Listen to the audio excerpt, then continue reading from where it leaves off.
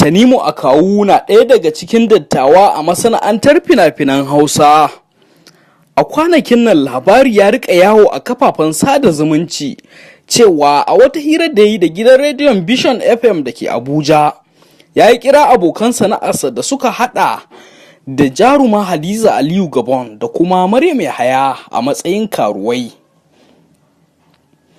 A labarin an bayyana cewa jarumin ya faɗi haka ne sakamakon wata tambaya da aka yi masa cewa ko menene dalilin da ya sa mata 'yan fim suka fi maza kuɗi, inda aka ce ya ce saboda suna da samari masu kuɗi. A ƙarshe ma aka bayyana ya kira mata 'yan fim da sunan karuwai.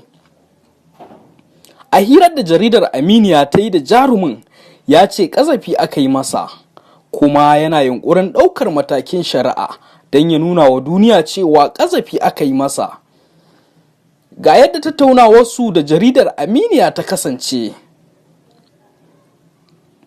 Jaridar Aminiya ta ce a kwanakin nan an ga labarinka yana yawo a kafafen sada zumunci cewa ka kira jaruma Hadiza Gabon da Maryam Yahaya a matsayin karuwai.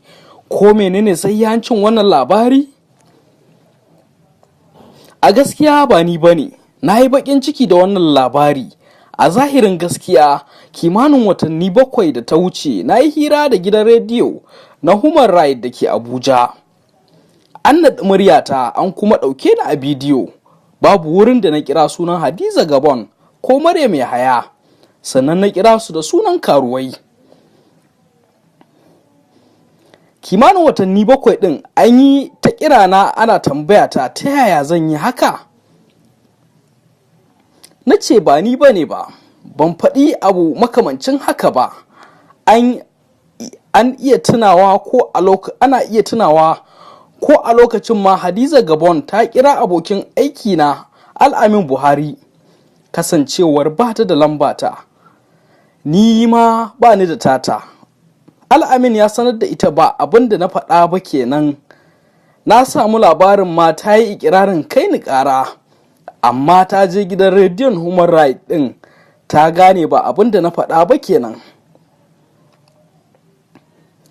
Don haka a yanzu da na ga labarin sai al'amarin ya sake ɗaure min kai. Ko da yake a yanzu na gane wata kafar sada zumunci mai suna Sarauniya ce ta yada labarin. Ta haɗa hotona da na Hadiza Gabon da kuma na Maryam Yahaya. Wannan ba wani abu bane face sharri da aka yi min. Wata maƙida aka haɗa don a ci mutunci na, a ɓata min suna, kuma ban yafe ba. Shin wani abu ka faɗa a hirar da aka yi da kai kimanin watanni 7 da suka wuce, inda har ta kai ga a yanzu an sauya mata ma'ana, in ji jaridar Aminiya. Tanimu Akawo ya ce an tambaye ni ko me yasa mata 'yan fim suka fi maza kuɗi da kuma fantamawa. Sai na ce dole su fi mu domin suna yin kwalliya kuma suna da samari masu kuɗi da za su ba su kuɗi, mu kuma maza ba a ba mu. Amma kuma ban ambaci sunan kowa ba. An tambaye ni ko ta yaya suke samun kuɗi, na ce wa mai tambayar ya je ya tambaye su. Shin ko wani abu ya taɓa haɗa ka da Hadiza Gabon ko Maryam Yahaya da har ta kai aka ce ka kira su da sunan karuwai? Tanimu Akawo ya ce babu wani abu da ya taɓa haɗa ni da Maryam Yahaya ko Gabon. Ban taɓa ganin Maryam ba duk da shekara 20 ina harkar fim. Gabon kuwa zumunci ne a tsakaninmu. Ta taɓa yi min hanya na samu kuɗi lokacin da na yi tallan kamfanin taliyar Indomie. To me yasa zan yi mata haka? Ina so mutane su sani cewa duk wanda yake aikata laifi sai kake yaɗa laifinsa, to Allah zai jarrabe ka da shi. Shin ko a yanzu su Gabon sun tuntuɓe ka dangane da wannan batu? Tanimu Akawo ya ce a gaskiya dukkaninsu babu wacce ta kira ni a cikinsu. Ni kuma ban kira kowa a cikinsu ba saboda ban faɗi abin da aka ce na faɗa ba. In na kira su ma za a ga kamar ina da laifi. Ko ka samu kira daga 'yan fim da kuma masoyanka dangane da wannan batu? Ƙwarai kuwa na samu kira sama da 300 inda mutane suke kirana suke tambayar me yasa zan yi haka. Nakan sanar da su kage aka yi mini, idan kuma ba kage bane to a fito da murya ko bidiyon da na faɗa abin da aka yi min sharri cewa na faɗa. Ina so mutane su sani na shekara 20 a cikin harkar fim, bana tsoron kowa kuma ni ba mai son tashin hankali bane. Na yi hira da gidan rediyon Faransa a kwanakin baya akan 'yan fim da kuma Buhari, amma ban faɗi mummunan abu a kansu ba, domin ni mutum ne mai son zaman lafiya kuma ba a taɓa jin abokin rikici na ba.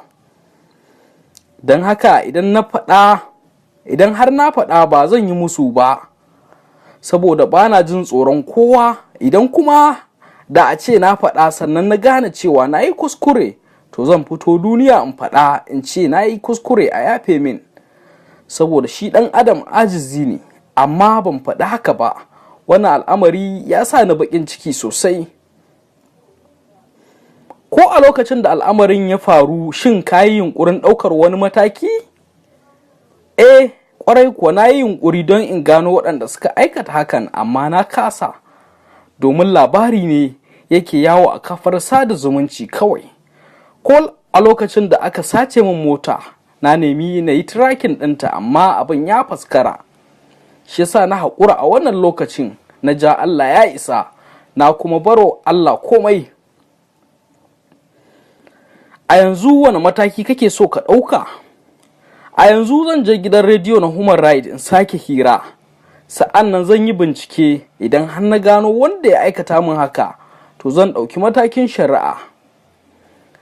Ga waɗanda suka aikata min haka kuwa Allah ya isa, ban yafe ba, sai Allah ya saka mini, sai an yi mana shari'a a ranar alkiyama. Daga ƙarshe menene kiranka ga masoyanka? Tanimu Akawo ya ce ina so su fahimci sharri aka yi mini.